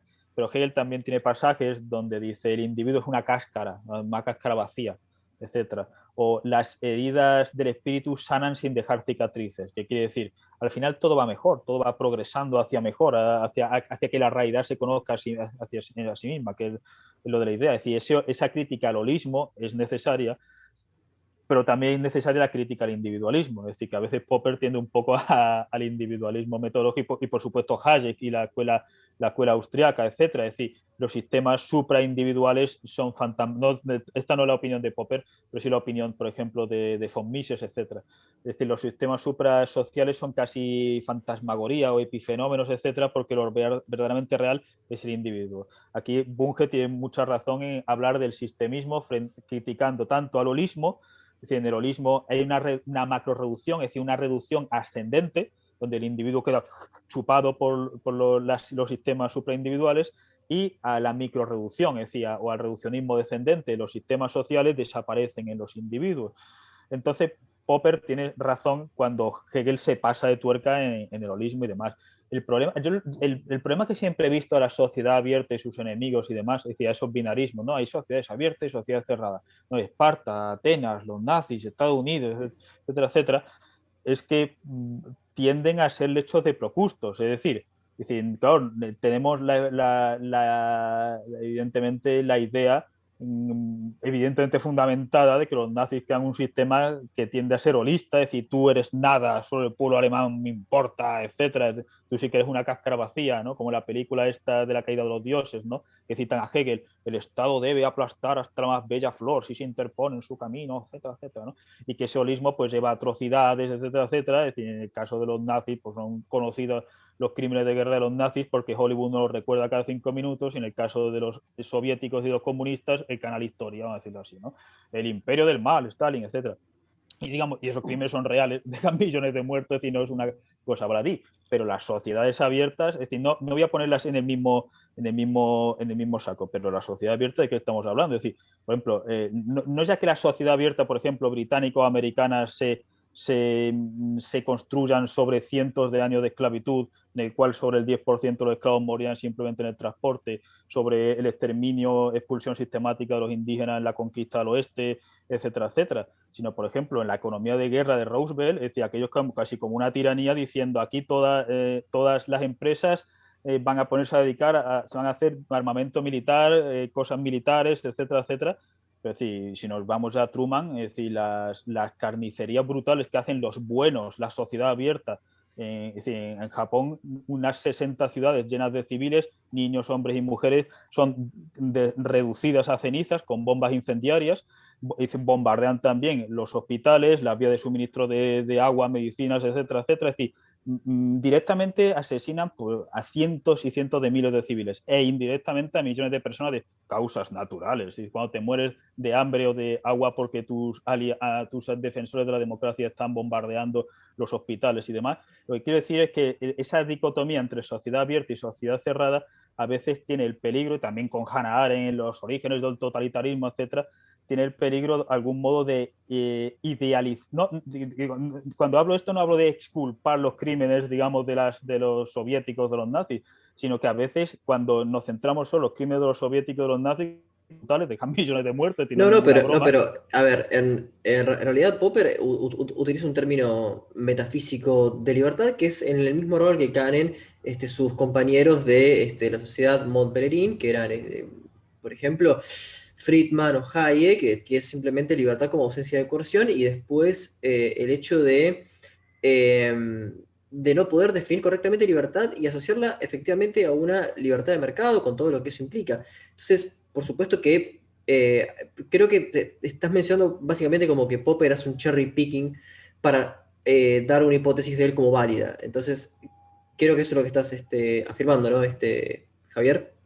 Sí, de algún modo de que cuando se trata de encarnar el binarismo de Popper entre sociedades abiertas y sociedades cerradas, desde la Grecia arcaica hasta la actualidad, los ejemplos que pueda llegar a dar Popper de sociedad abierta, los elementos, digamos, más cerrados o más siniestros o más brutales, tanto históricos de cómo se han constituido esas sociedades como de las cosas que hacen en el presente, de algún modo Popper tiende a rebajarlos, etcétera, etcétera. Y que yo creo que con todas las diferencias que pueda haber, eso es un error que también cometen Hannah Arendt y, por supuesto, la escuela austriaca, etcétera, de von Mises, Hayek, Friedman, etcétera, cuando solamente se centran en la barbaridad del comunismo, la barbaridad del nazismo, etcétera, pero luego parece que el capitalismo, así en que la sociedad capitalista, de mercado abierto, etcétera, se tienden a idealizar. Es decir, si unos tratan de decir si los nazis o los fascistas demonizaban las sociedades liberales, aquí se idealizan. Entonces la cuestión no es decir, la cuestión es tratar de evitar cualquier tipo de binarismo simplista entre abierto, cerrado, buenos, malos, etcétera, porque las grandes potencias imperiales han sido asesinas, digamos, de un punto de vista ético han dejado millones de muertos. Es decir, el Imperio Británico, una sociedad abierta, dejó varios millones de muertos en la hambruna en Bengala, es decir, los holocaustos victorianos en el siglo XIX. Es decir, yo qué sé, Churchill, no ya digamos, los bombardeos sobre civiles alemanes, etcétera, sino sus planes de gasear a población alemana, la operación vegetariana, etcétera, etcétera. Quiere decir que entonces, ¿qué sociedad abierta estamos hablando? Es decir, Estados Unidos no vale, el Reino Unido tampoco vale, Francia, bueno, y Francia, la hambruna creada en Vietnam, etcétera. Es decir, que entonces cuando hablamos de esas sociedades abiertas, de algún modo tienden a idealizarse. Sería mi crítica fundamental. Acá interesante, me gustaría citar una frase de Russell que no habla exactamente de idealizar sociedades, pero creo que tiene mucho que ver porque habla mucho sobre un cierto tipo de humildad ideológica, ¿no?, que tenía Russell. Dice, me he imaginado a mí mismo a veces como un liberal, a veces como un socialista o a veces como un pacifista, pero nunca he sido ninguna de estas cosas, en ningún sentido profundo. Siempre el intelecto escéptico, cuando más lo he querido acallar, me ha susurrado dudas. Creo que fue oportuno traerlo porque, bueno, tiene también que ver con esta tendencia a que el escepticismo intente matizar esas idealizaciones, ¿no? Así es decir, una de mis frases favoritas de Russell, porque siempre he tratado de decir, por ejemplo, una de las cosas que siempre me chocaron un poco de Bunge, cuando Bunge, digamos, trata de demonizar todo lo que esté asociado a conservador, a la derecha cultural, a la derecha política, etcétera, y muchas veces con argumentos que no, a mi juicio, y con esto no estoy haciendo una apología a la derecha política, sino lo que quiero decir es que desde un punto de vista materialista, en el sentido de un pluralismo discontinuo, es decir, de una realidad cambiante, etcétera, contextual, a veces hay que subir impuestos, a veces hay que bajarlo, a veces hay que abrir las fronteras más, a veces hay que bajarlas menos, a veces hay que fomentar la natalidad, a veces hay que reducir la natalidad, es decir, que no cabe ningún pack ideológico de políticas que funcione en cualquier momento o en cualquier lugar. Es decir, los liberales, bajar impuestos, privatizar, abrir fronteras, etcétera. Pues mira, a lo mejor eso funciona en este contexto, en este momento, etcétera, y si lo sigues aplicando, destruye la sociedad, o a lo mejor funciona aquí, no funciona allá. Y lo mismo lo otro, vamos a nacionalizar, vamos a no sé qué, etcétera. A lo mejor funciona aquí en este contexto, pero no funciona en el otro. Entonces, Russell pasó por varias etapas, es decir, con Dora Russell o Dora Blake, etcétera, defiende una especie de socialismo de gremio frente al nacionalismo y el industrialismo, el gobierno global, el gobierno mundial, que es una hipótesis de Einstein y otros autores de H.G. Está en Wells, Kant, etcétera. ya. Exacto, es decir, sí, efectivamente, en la paz perpetua y demás, es decir, una especie de los llamados globalistas que dirían ahora, etcétera, etcétera. Los conspiranoicos. Así es, sí, el Russell va pasando de etapas, en cada etapa tiene su propio lecho de Procusto, es decir, a veces demoniza el capitalismo, a veces demoniza a Estados Unidos. Es muy gracioso de todas estas etapas porque al principio Estados Unidos nos va a salvar. Estados Unidos va a ser el que guíe el gobierno mundial único, etcétera, etcétera. Luego en la época del Vietnam, Estados Unidos es un imperio del mal, va a traernos el apocalipsis. Entonces Russell al final dice, joder, pues a lo mejor todo esto es un poco tontería, ¿no? En el sentido de quizás las cosas sean, es decir, reflexionando sobre su vida y hay gente que decía que la obra de Russell era un diálogo platónico en sí mismo, o que el señor Russell cambió de sistema filosófico cada semana. Eso son exageraciones, pero evidentemente Russell va pasando por muchas cosas, es decir, que a veces no tienen nada que ver. Pasa desde la demonización del comunismo a decir larga vida a Ho Chi Minh, vamos a decir así, al Vietcong, etcétera, larga vida al pueblo alemán, perdón, al pueblo vietnamita frente a bla, bla, bla. Y dice, no, esto lo escribió otro, bueno, pero Russell lo leyó y lo firmó, es decir, que incluso en esa hipótesis. Entonces Russell, cuando reflexiona sobre todas esas etapas, pues tiene un momento de lucidez política y un poco, digamos, mi crítica a Bunge, cuando dice, siempre que están, digamos, los conservadores, todo va mal. Y eso es mentira, es decir, porque sociológicamente, si vemos, por ejemplo, en Estados Unidos o donde sea, en Japón, Corea del Sur, el Reino Unido, etcétera, a veces los indicadores, principales indicadores de pobreza absoluta, de esperanza de vida, de criminalidad, de familias desestructuradas, de infraestructura, etcétera, etcétera, a veces van mejor con unos y a veces van peor con otros, a veces van mejor con unos y a los 20 años van peor, etcétera. Es decir, que no cabe decir siempre que están los progresistas todo va mejor, siempre que están los conservadores todo va... Porque no, es decir, a veces sí, a veces no, dependiendo de distintos contextos, ¿no? Y entonces ahí pues Russell tiene ese momento de lucidez que yo subrayo, es decir, no tiene a mi juicio ningún sentido declararse como socialista, como liberal, es decir, tiene sentido decir, pues mira, yo qué sé, en la Argentina actual o en España actual hace falta política X, que sea bajar impuestos, subirlos, nacionalizar, privatizar, etcétera. Pero a lo mejor en Singapur no, o a lo mejor en Argentina dentro de 20 años hace falta lo contrario. Entonces, en ese sentido, yo creo que una de las grandes frases de Russell que nos debe hacer reflexionar sobre la necesidad de huir de corsetes políticos que nos hacen creer imaginariamente que el mismo set de recetas político-económicas van a funcionar en cualquier momento, en cualquier contexto. Eso para mí es una ilusión completa. Claro, bueno, y justamente, y en relación con Russell, hay un trabajo tuyo que es materia y racionalidad, y me interesó bastante por el concepto de razón, ¿no? Que es central para cualquier filosofía, y también para justamente hablar del concepto de libertad que, digamos, lateralmente lo acabamos de tocar. ¿Cómo definirías razón o qué críticas le harías, por ejemplo, a esa definición de razón que ya pasaste hace más de 10 años, creo? Pues, es decir, por ejemplo, tengo un artículo posterior, un capítulo que no me acuerdo exactamente cómo se llamaba, pero era una especie de crítica a las teorías literarias postmodernas. Y ahí criticaba las teorías literarias postmodernas, pero también de modo secundario criticaba las teorías de la razón de Jesús Maestro, que era un profesor que me había invitado y le estaba muy agradecido a la invitación para escribir en ese libro sobre los postmodernos. Pero Jesús Maestro, que se ha convertido en un celebrity en las Sí. redes sociales, hablaba de razón en términos totalmente hipostasiados, ¿no? Pues la razón, la libertad, Ujú. la cultura, ¿no? Que es un poco, yo qué sé, casi como podían hablar los griegos, solo falta personificarnos, ¿no? La razón contra la cultura, la libertad contra no sé qué. Y entonces, frente a ese intento de hipostasiar la razón, ¿no? Si la razón en mayúscula es una especie de, pues, yo qué sé, de artefacto poético, lo que existe son procesos racionales, y podemos hablar de razón en un sentido siempre ¿No le con encontrás en muchas Hegel entre un poco comillas. eso a veces, esa Sí, sí. hipóstasis de la, Sí, de sí, la razón? por supuesto. Es decir, en Hegel tenemos la hipóstasis del mundo, hipóstasis de la razón. Lo que pasa es que luego Hegel, en sus análisis, empieza a hablar de la razón en el individuo, en la dialéctica con Mm. la familia con la sociedad civil con distintos estados, etcétera, con el gobierno. Entonces hay todo más complejo. Así que por eso siempre digo la broma, que Hegel se matizaba hegelianamente a sí mismo. Es decir, Ujú. que lo más profundo de Hegel no son sus grandes, yo qué sé, filosofemas, ¿no? Sino sus análisis más particulares. Por ejemplo, cuando Hegel dice que así como el tiempo, la geografía determina el carácter de los pueblos, como la dialéctica del individuo en la familia, distintas familias, etcétera. Ahí hay un juego que se puede rescatar parcialmente de un materialismo pluralista. Pero cuando volvemos digamos, a esa batalla cósmica de la razón contra no sé qué, eso es un enorme problema. Entonces, en este artículo sobre Dios y sobre la idea de Dios, etcétera, tiene una parte nosiológica y una parte ontológica. Es decir, la parte nosiológica trata de esbozar una teoría de la racionalidad totalmente fundamentada en la filosofía de Gustavo Bueno, donde la racionalidad pues, está vinculada a una serie de procesos, es decir, la crítica a la racionalidad espiritualista y mentalista y psicologista, es decir, espiritualista en el sentido de la razón es una facultad de almas o de, yo qué sé, o de fantasmas, etcétera. No, la razón son procesos racionales que implican un sujeto dotado de un sistema nervioso que tiene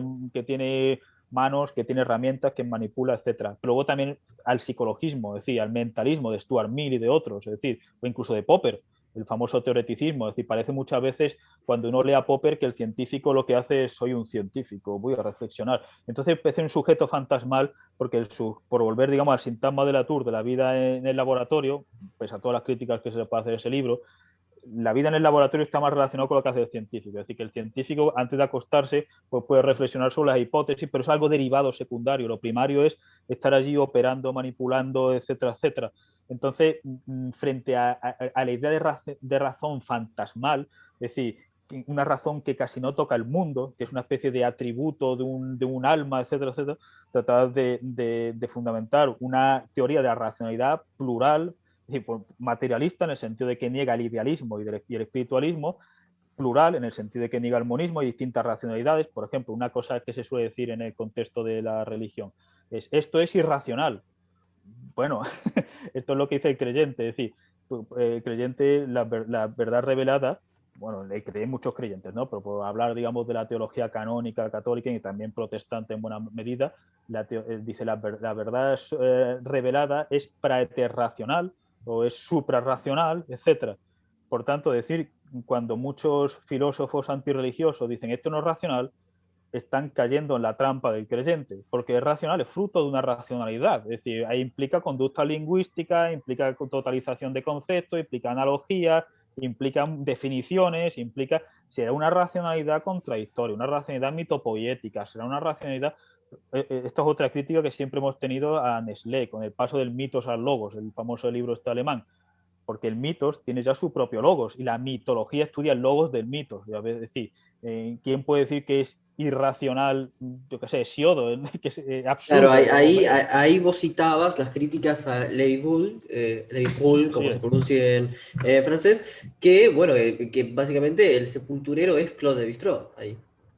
sí, claro, efectivamente. Es decir, Levi Brill y demás, es decir, cuando hablan de la mentalidad prelógica del hombre salvaje, ¿no? Porque, claro, dice, no, es que aquí el salvaje a veces está violando el principio de contradicción, un poco como el In-Shock en 1984 de Orwell, porque el salvaje cree que su tío es su tío y un lagarto a la vez, o que está vivo y muerto, o que está en dos sitios a la vez. Y esto es una violación del principio de contradicción, y por tanto el principio de contradicción se desarrolla en sociedades posteriores, bla, bla, bla.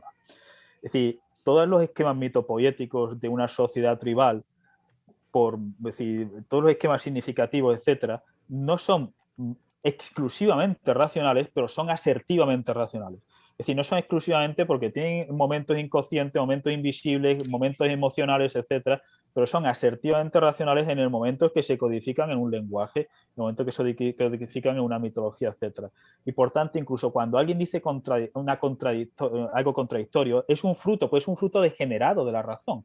Es decir, por ejemplo, la razón produce sus propios monstruos, es decir, procesos racionales pues acaban degenerándose, un poco como si uno empieza a escribir matemáticas y cada vez está más borracho y empieza los números cada vez más distorsionados, ¿verdad? Pero, es decir, no es algo que se dé al margen de los procesos racionales, sino que es una, si se quiere, pues una degeneración, una devaluación, un modo infantil, un modo No, bueno, pero superficial. pero eso produce también el lazo social, o sea, por eso también es lógico, si no, no Claro, por tener... supuesto. Claro, es decir, el funcionalismo, es decir, efectivamente, todo, es decir, no ya el estructuralismo, que habla de, digamos, la racionalidad estructural, es decir, los códigos binarios, la estructura de parentesco, etcétera, de Lévi-Strauss, etcétera, sino el propio funcionalismo, el neofuncionalismo, es decir, no, pero esta creencia que parece absurda, fuera de contexto, esta creencia mantiene los lazos de solidaridad, yo qué sé, mecánica en el sentido de Durkheim o lo que sea, es decir, que hay una racionalidad grupal, individual, psicológica, etcétera, es que está creyendo algo irracional. Por ejemplo, el egipcio, ¿no? Te piensa que el individuo, yo qué sé, que su pariente ha muerto, está en el más allá, pero a la vez tiene que conservar su cadáver. ¿Por qué? Es una contradicción. Bueno, pero en primer lugar, hay una contradicción, sin duda, pero todo ese esquema es fruto de una racionalidad. Hay conceptos, etcétera, y no ya a nivel teórico, sino, como has dicho, a nivel práctico. Es decir, mantiene un funcionalismo político, un funcionalismo grupal, un funcionalismo, y la antropología cultural, la etnografía, etcétera, a veces ha tenido un concepto muy escuálido y raquítico de razón. Es decir, la razón es las leyes del pensamiento, yo qué sé, un poco en plan Parmenides, ¿no? El principio de identidad, de tercio excluso, de no contradicción y bla, bla, bla. La racionalidad implica, es una actividad humana, una serie de Bueno, no, actividades humanas mucho más pero eso complejas. se quiebra un poco a partir de Clifford Geertz y otros Claro, autores que, claro, o sea, que no son respetados por Bunge, aclaro. sí, bueno, todo es simbólico, es decir, para Bunge todo lo que implique la dimensión simbólica de la cultura, la dimensión hermenéutica de la cultura, la dimensión significativa de la cultura, etcétera, tiende casi a un idealismo, casi hermenéutico. Es una de mis separaciones con Bunge, porque yo tengo una influencia enorme de la escuela de la sociología cultural de Jeffrey Alexander y demás, y pues también de Geertz, etcétera. Es decir, parece que Bunge se queda hasta Merton o Parsons, ¿verdad? Pero luego ya toda la sociología posterior es o construccionismo social radical, y por tanto es basura, haciendo Latour, hablando, yo qué sé, de Tutankamón, etcétera, y luego toda la sociología cultural o la sociología hermenéutica, etcétera, etcétera, Garfinkel, todo eso les parecen autores que son idealistas, que llevan y entonces a veces no se entiende bien cuál es el papel de la ideología y de lo simbólico en la teoría social de Bunge, porque claro, para la teoría social de Bunge dice, no, los conceptos, las ideas no son materiales porque no tienen energía. Bueno, pero luego tiene que reconocer, incluso por ejemplo en la religión, que la religión tiene un papel fundamental de control social y por tanto que las ideologías implican tienen un impacto fundamental en la realidad, o lo que decía Merton, que eso Bunge no lo subrayaba, es decir, todo elemento natural tiene una capa invisible cultural. Es decir, una roca no es solo una roca, sino una roca tiene una dimensión simbólica, etcétera, etcétera. Es decir, el sol que vemos está o el agua como símbolo de caos o como símbolo de salvación o como símbolo de no sé qué. Es decir, que todos esos elementos significativos, hermenéuticos, simbólicos de la cultura sean invisibles o inconscientes no significa que estén ahí. Y subrayarlos no significa caer en un idealismo histórico. Entonces es una separación que tengo con respeto, aunque respeto muchas cosas de Bunge hablando de sociedad, la crítica al holismo, al individualismo, la crítica a la economía clásica, etcétera, etcétera. En la sociología, yo diría, desde los años 70 en adelante, yo creo que Bunge se quedó muy atrasado en lecturas Bueno, de hay un tema muy interesante que me gustaría traer a colación. Bueno, estuvimos hablando de antropología funcionalista, ¿no? Y de críticas de Mario. Otra de las escuelas a las que se criticó, o a las que Mario criticó muchísimo, ¿no? Es la psicología evolucionista, y ahí también hay toda una discusión, ¿no?, epistemológica entre psicólogos y filósofos. Y bueno, la antropología funcionalista me recuerda en cierta medida, o sea, me trae hipótesis de la psicología evolucionista, ¿no? Que ahí está interesante ver cómo dialogan. ¿Qué pensás de la psicología evolucionista? ¿Cómo la evaluarías epistemológicamente y qué lugar le considerarías en una interpretación, en una filosofía de la antropología, digamos? Pues es una pregunta clave porque, por ejemplo, Bunge en los años 80 está muy ilusionado con los prospectos de una psicología evolucionista. Pero de repente ocurrió algo, que las guerras culturales norteamericanas y por tanto en Canadá y en otros lugares, los conservadores o ciertos grupos conservadores usaban la psicología evolucionista para tratar de fundamentar sus hipótesis. Entonces ahí ocurrió algo que en el pack ideológico, es decir, un pack o un menú ideológico, yo pienso que las ideologías tienden a crearse como packs, ¿no? Es decir, un pack en el sentido de un supermercado que viene con un champú, una esponja, un termómetro. Es decir, ¿esto qué tiene que ver? No, pero viene con el pack. Yo no quiero esto, bueno, pero ¿qué viene con el pack, no? Entonces, un poco, por ejemplo, no es que yo soy ecologista, pues entonces usted tiene que ser feminista, fronteras abiertas, pro-Palestina, anti-Israel, anti los toros, pero ¿qué tiene que ver aborto con los palestinos? Los packs ideológicos se crean una especie de menús que no cuyos ítems no tienen ninguna conexión lógica entre sí, pero de algún modo, si escuchas a alguien decir un ítem, casi puedes predecir lo demás. Es decir, mira, este es, yo qué sé, este es libertario. Ah, pues seguro que niega el cambio climático y seguro que favorece a Israel frente a Palestina y seguro que es religioso y seguro que tiene que ver una cosa con... Pero sin embargo, casi que seguro que lo predices, porque las ideologías tienden al margen de conexiones, digamos, lógicas, tal como las entendemos en el principio de contradicción y demás, tienden a creerse en ese tipo de packs. Entonces ocurrió algo fundamentalmente a finales de los 80 y los 90, donde la psicología evolucionista empezó a quedar casi demonizada, sobre todo en departamentos de humanidades, de universidades americanas y demás.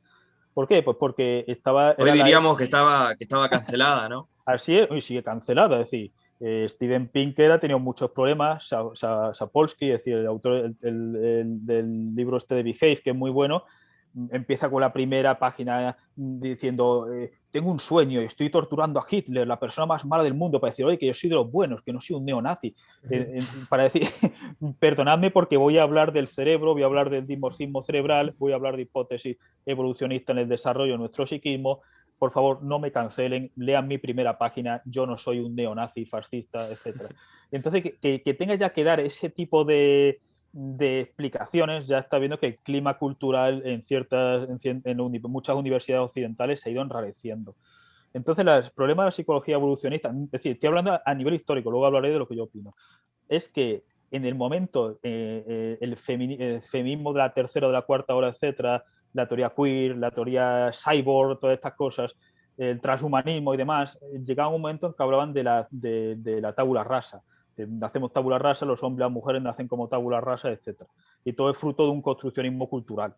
Entonces, claro, es decir, todo está construido culturalmente, la agresión está construida culturalmente, la diferencia de género, etc. Y evidentemente hay una dimensión fundamental que está construida culturalmente y eso no se puede, y quien lo niegue, pues peor para él. El problema es que los autores, es decir, a la vez se está desarrollando mucho la neurobiología, se empezó a hablar del dimorfismo cerebral, es decir, había tendencias, es decir, que si, yo qué sé, el núcleo amigdalítico en el sistema límbico de los hombres tiene ciertas tendencias dimórficas respecto de las mujeres, los hombres tienden más a la agresión, etcétera. O la psicología evolucionista estaba dando explicaciones, por ejemplo, es decir, por qué la mayor parte de gente que ha sufrido calabazas son hombres.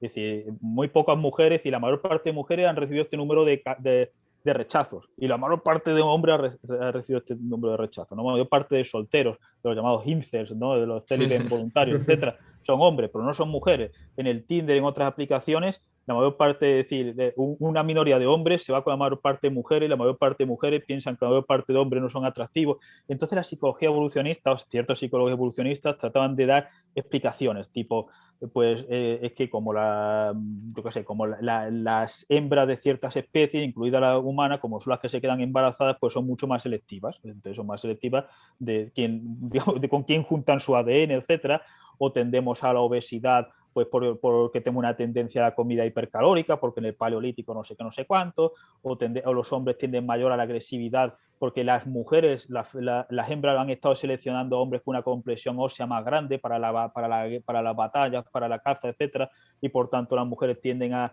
rechazar de modo innato, son tendencia a los hombres que sean más bajos, etcétera. Entonces, digamos, esa hipótesis que podrán ser gratuitas, que podrán, es decir, el estatuto epistemológico nosológico de esa hipótesis es relativamente independiente, porque la cuestión es que Bunge sabía los límites de la psicología evolucionista cuando estaba excitado por ella, los años 80, y es que no tenemos una máquina del tiempo para ir al Pleistoceno y ver lo que hacían nuestros antepasados. Ese es el principal problema de la psicología evolucionista, testear sus hipótesis.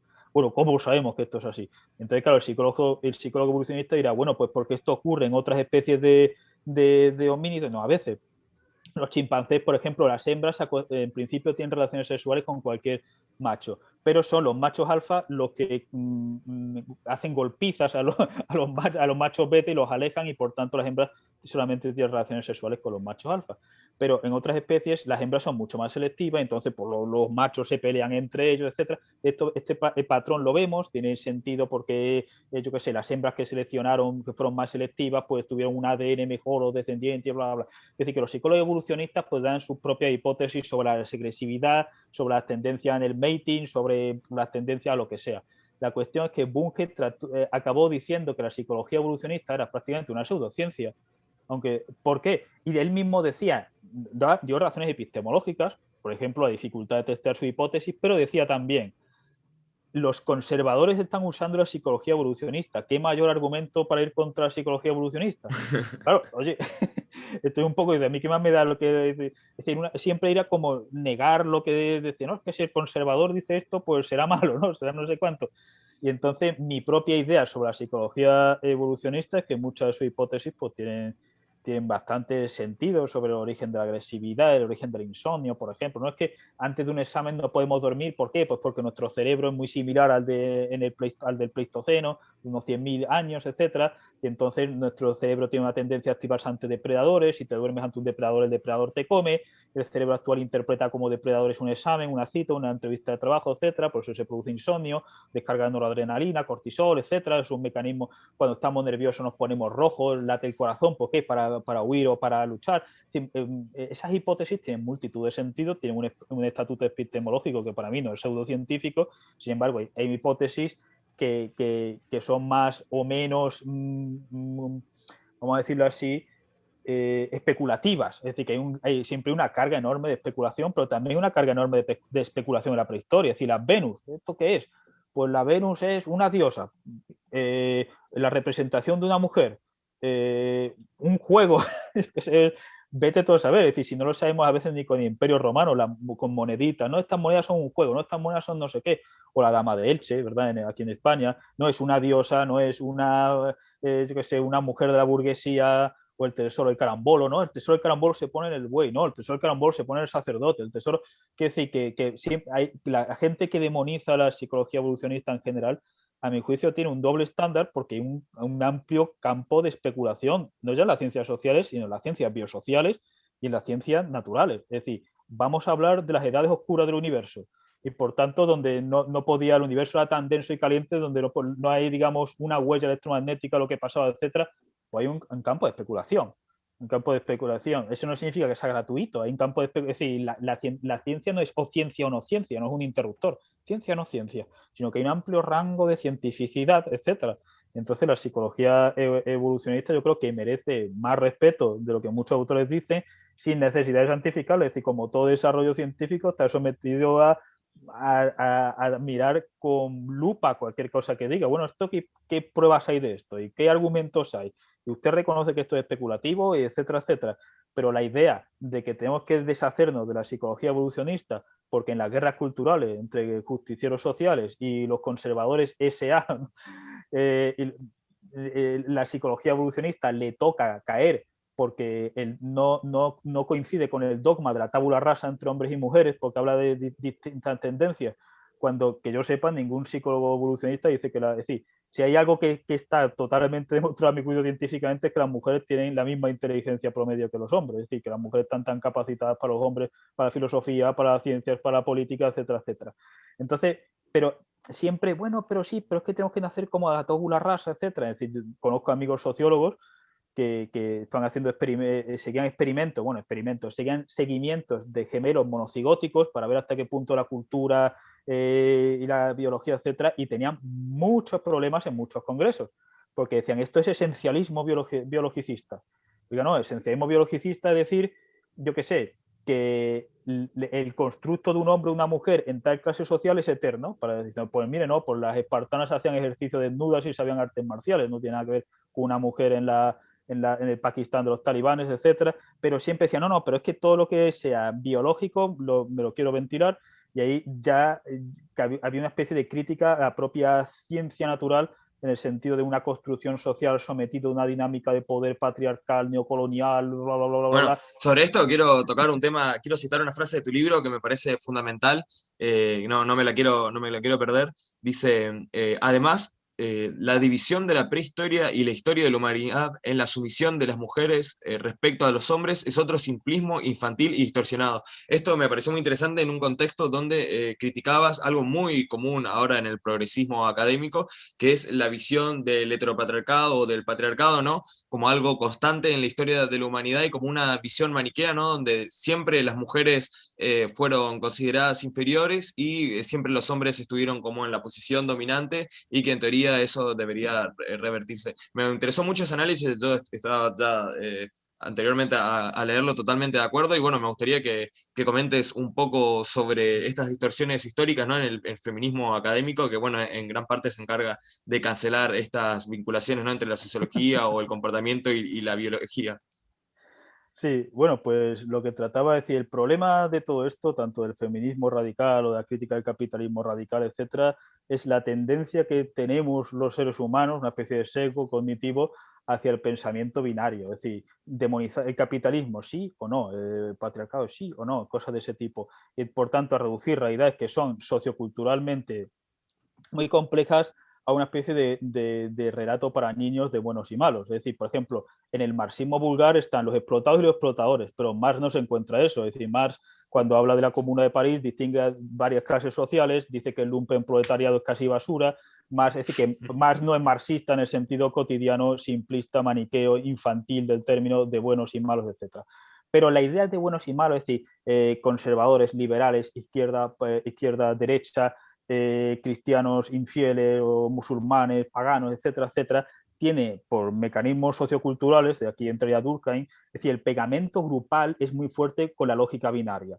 Si yo digo que mis enemigos no están totalmente equivocados, sino que mis enemigos están muy equivocados en algunas cosas, pero en otras cosas menos, y en otras cosas tienen razón, y que hay que ir paso por paso, y de qué intersección entre mi pensamiento y el de mis enemigos, el pegamento grupal para un movimiento social se diluye, porque ya no, pero sin embargo, si digo que mis enemigos son la encarnación del mal, que son la encarnación del error, de las tinieblas, etcétera, etcétera, el pegamento grupal es gigantesco. Y eso ocurre tanto con los liberales como con los conservadores. La izquierda dejó a 100 millones de muertos, la derecha no sé qué, y todo esto son historietas para demonizarse los unos y los otros. La cuestión del feminismo, es decir, si vemos el material social, vemos que las mujeres de la clase, es decir, que la división hombre-mujer ha estado involucrada con otras divisiones en las cuales muchas mujeres tenían más poder que muchos hombres. Es decir, la división racial, la división de clase social, la división de edad, la división de la religión, de preferencia sexual, etc. Es decir, un chiste que he dicho muchas veces es que una mujer, que, por ejemplo, en el antiguo régimen, una marquesa cristiana de una familia poderosa es mejor a todos los niveles que un hombre que pertenece a la raza equivocada X, que tiene la preferencia sexual equivocada Z, que tiene la religión pagana H, que bla, bla, bla, etcétera, etcétera. Es decir, por ejemplo, las patricias siempre han tenido mucho más poder que los plebeyos, es decir, mi domina, etcétera, etcétera. Es decir, que por tanto las divisiones entre clases social hace que las mujeres de la clase social superior tengan más poder y estén mejor consideradas que los hombres de las clases inferiores. Decía, tuvo una polémica con una feminista, Laura, que también está en YouTube, precisamente la mesa redonda donde está Gustavo Romero. Y yo le decía este argumento, decir, bueno, entonces la Patricia tiene menos poder que el plebeyo. Dice, no, pero es que la Patricia tiene poder no por ser mujer, sino por pertenecer a una clase social. Y un hombre siempre tiene poder por pertenecer a un grupo. Un hombre sin grupo es escoria. Es decir, literalmente escoria porque eran los que mandaban a las minas o los empalaban, los asirios, les quitaban los ojos. Es decir, un hombre que no pudiese servir, por ejemplo, un hombre lesionado. Es decir, yo conquisto una tierra y un hombre está lesionado y no me sirve ni para esclavo en las minas, pues yo le corto la cabeza o lo emparo o lo desollo porque es inútil, es decir, no me sirve para absolutamente nada. Entonces, un hombre siempre tiene poder, o una mujer siempre tiene poder, no por ser hombre o por ser mujer, sino por pertenecer a un determinado grupo. Evidentemente es cierto las mitologías misógenas, es decir, es decir, por ejemplo, la virtud viene de vir, que es de hombre, etcétera. Es decir, esas mitologías están ahí, pero están limitadas por otras mitologías. Es decir, sí, el cristianismo ha tendido a decir, bueno, San Pablo, el hombre está más cerca de Dios, etcétera, etcétera. Sí, pero una mujer cristiana es superior a un hombre homosexual pagano, cosas de ese tipo. Entonces, es decir, una mujer blanca tiene mucho más derechos que un hombre negro. Una mujer rica tiene mucho más derechos y privilegios que un hombre pobre. Una mujer mayor tiene, evidentemente, mucho más derechos y privilegios que un niño pequeño, pero es decir, una mujer que pertenecía a la familia real, a las clases sociales, X, a la raza considerada superior, etcétera, etcétera. Y entonces eso implica una dinámica o una dialéctica donde el simplismo de que todas las mujeres están oprimidas por todos los hombres, eso se puede dar a lo mejor en una tribu tremendamente primitiva, donde no hay ninguna división, digamos, donde no hay ningún tipo de estratificación social. Pero desde los ancianos sumerios y los egipcios hasta la actualidad, es decir, en toda sociedad, digamos, civilizada, y civilizada no en el sentido de que sean buenos, pues la civilización también implica millones de muertos, sino en el sentido de que hay cívitas, hay ciudades, hay estratificación social, hay distintos grupos sociales, hay distintas, etcétera, etcétera. Multitud de mujeres han tenido mucho más poder que muchos hombres. Es decir, la subordinación ha tendido a darse dentro del mismo grupo. Es decir, dentro del mismo grupo, pues los hombres tenían más derechos de herencia, había una mitología según el cual el hombre estaba más capacitado para hacer tales o cuales cosas, pero muchas veces los derechos ni siquiera eran privilegios, porque, por ejemplo, a clases bajas las mujeres estaban exentas de ir a la guerra, que era bastante común. En Europa no ha habido un año sin guerra durante cientos de años. En caso de emergencia, las mujeres se ponían a salvo antes que los hombres, etcétera, etcétera. Entonces, el problema es siempre el cherry picking que decíamos, es decir, uno puede decir, mira, la minoría, es decir, la mayor parte de políticos o de científicos o de filósofos son hombres, y eso hay que cambiarlo, y efectivamente hay que cambiarlo. Efectivamente hay que cambiarlo, pero se omiten, bueno, la mayor parte de vagabundos son hombres, la mayor parte de gente que se suicida son hombres, la mayor parte de que muere en el trabajo porque su entorno es muy peligroso, es decir, llevando material en la construcción, en la minería, llevando material pesado, etcétera, son hombres. La mayor parte de hombres también que mueren por sobreestrés en el trabajo, la mayor parte de víctimas de homicidio y de asesinato y de violencia, etcétera, son hombres a nivel mundial y la mayor parte de países. Aquí en España entre el 70 y el 75%. Y con esto no quiero decir ahora una mitología de pobrecitos los hombres, porque los hombres y las mujeres no son un colectivo, es decir, no es un equipo de fútbol. Es decir, los hombres, es decir, hay distintos grupos, es decir, la mayor parte, los hombres y las mujeres están mucho más cerca entre sí cuando pertenecen al mismo grupo social que los hombres entre sí si pertenecen a distintos grupos. Es decir, hermano hombre, tú, aunque pertenezcas a otra religión, a un equipo, yo que sé, a una nación política enemiga, a una clase social muy distinta, eres mi hermano porque eres hombre. Es decir, eso no se ha dado nunca, la fraternidad o es decir, la gente está mucho más cercana dentro del mismo grupo. Y muchas veces, por ejemplo, en China o en Japón, etcétera, cuando se dice, mira el patriarcado, etcétera, etcétera, que hay instituciones patriarcales que habría que cambiar, por ejemplo, a mi juicio debería haber más mujeres decanas, más mujeres filósofas, etcétera, etcétera. Eso es algo real, evidentemente, que hay que cambiar. Pero, por ejemplo, cuando se exagera la relación de dominación, se olvida que las mujeres dicen, no, es que hay muchas amas de casa, pero la ama de casa controla el dinero y le da una paga al marido. Y la mayor parte de japoneses decían en los años 90 que no estaban satisfechos con la paga que le daba a su mujer. Claro, esto, de un punto de vista occidental, muchos casan con una japonesa y dice, ¿pero qué es esto? Controla mi dinero. Y dice, no. Dice, no, ¿qué controla? Dice, yo tengo una paga porque es la... Y no solo eso, sino en la época de los matrimonios pactados era la madre la que decidía con quién se tenía que casar el hijo, aunque el hijo tuviese 20 y tantos años. Cosas de ese tipo. Quiero decir, que ese tipo de relaciones, y evidentemente hay multitud de relaciones donde una mujer está sometida a un hombre. Estoy aquí, digamos, haciendo un cherry picking de los momentos donde había hombres sometidos a mujeres. Es decir, si mi domina, el esclavo que se somete a la mujer, el campesino a la señora